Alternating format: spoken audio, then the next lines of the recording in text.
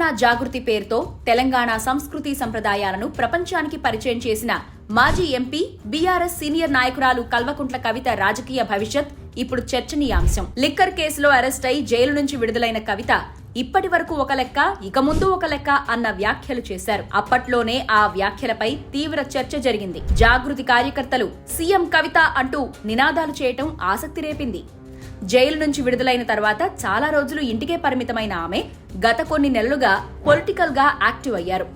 ఉద్యమ సమయంలో జాగృతి పేరిట అనేక కార్యక్రమాలు చేసిన ఆమె మళ్లీ జాగృతి కార్యక్రమాల్ని జిల్లాల వారీగా నిర్వహిస్తున్నారు. జాగృతిలోని పాత నాయకుల్ని టచ్ లోకి తీసుకువచ్చి రాజకీయ ప్రణాళికలు వేస్తున్నారు. అందులో భాగంగానే నిజామాబాద్ పార్లమెంటు నియోజకవర్గ పరిధిలోని జగిత్యాలలో సమావేశాన్ని నిర్వహించారు.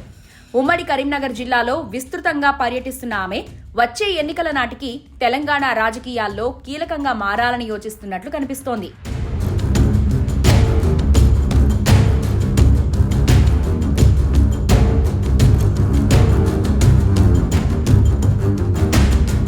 ఇందులో భాగంగా జగిత్యాల శాసనసభ నియోజకవర్గం నుంచి ఎన్నికై కాంగ్రెస్ లోకి వెళ్లిన డాక్టర్ సంజయ్ కుమార్ పై అనర్హత వేటు పడితే వచ్చే ఉప ఎన్నికల్లో అక్కడి నుంచి పోటీ చేయాలని భావిస్తున్నట్టు ప్రచారం జరుగుతోంది. గత అసెంబ్లీ ఎన్నికల్లోనే పోటీ చేస్తారని అందరూ భావించినప్పటికీ ఆమె మాత్రం పోటీకి దూరంగా ఉన్నారు. ఆపై జరిగిన ఎంపీ ఎన్నికల్లో పోటీ చేస్తారని అనుకున్నప్పటికీ లిక్కర్ కేసులో అరెస్టు కారణంగా సాధ్యపడలేదు. ప్రస్తుతం మారిన రాజకీయ సమీకరణలతో ఆమె తన వ్యూహం మార్చుకున్నట్లు తెలుస్తోంది. రాష్ట్ర రాజకీయాల్లో చక్రం తిప్పాలనుకుంటున్న ఆమె తనకు అనుకూలమైన అసెంబ్లీ సెగ్మెంట్ ను సిద్ధం చేసుకుంటున్నారు. జగిత్యాల నియోజకవర్గంలో వచ్చే ఉప ఎన్నికలకు లేదా సాధారణ ఎన్నికల్లో పోటీ చేయాలని భావిస్తున్నారు. దానికోసం ఇప్పటి నుంచే గ్రౌండ్ సిద్ధం చేసుకుంటున్నారు.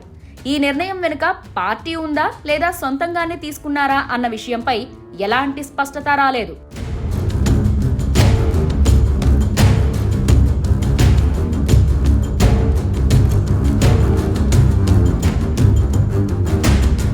ఇక కవిత మెల్లమెల్లగా బీఆర్ఎస్ నుంచి దూరంగా జరుగుతున్నారన్న అభిప్రాయం రాజకీయ వర్గాల్లో కలుగుతోంది.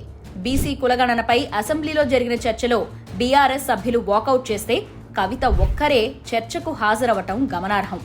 అలాగే కులగణన సర్వేకు కేసీఆర్ కుటుంబ సభ్యులందరూ దూరంగా ఉంటే ఆ సర్వేలో వివరాలిచ్చిన కవిత మాత్రం ఆ ఫోటోల్ని సోషల్ మీడియాలో విడుదల చేశారు. అంతేకాకుండా పార్టీ ఆఫీసులో కాకుండా ఇంటి వద్దే బీసీ కుల సంఘాలతో సమావేశాలు నిర్వహిస్తున్నారు. సాధారణంగా ఏ సమావేశమైనా తెలంగాణ భవన్లో జరుగుతుంది.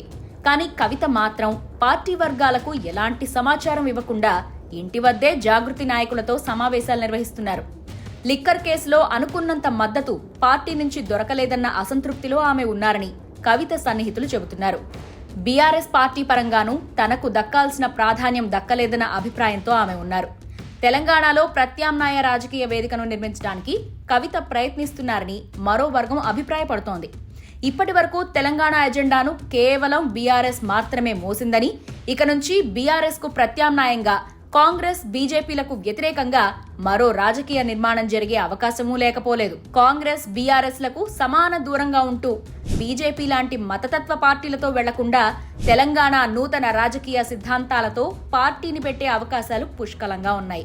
అయితే మరోవైపు కవితను బీఆర్ఎస్ పార్టీ వర్కింగ్ ప్రెసిడెంట్ చేయాలన్న డిమాండ్ కూడా ఉంది. ఆమె అనుచరులు సోషల్ మీడియా వేదికగా కవితకు బీఆర్ఎస్ లో కీలక పదవి ఇవ్వాలని డిమాండ్ చేస్తున్నారు. ఒకవేళ ఇవ్వకపోతే ప్రత్యామ్నాయం తప్పదు అన్న అభిప్రాయం కనిపిస్తోంది.